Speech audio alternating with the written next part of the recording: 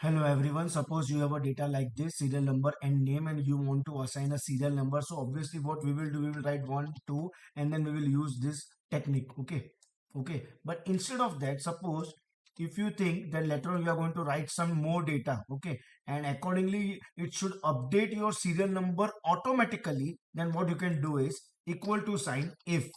Okay, if this cell is equal to null, nothing is there, then obviously our serial number is also null, nothing, or else it will be row 1 each to 1. Okay, and enter.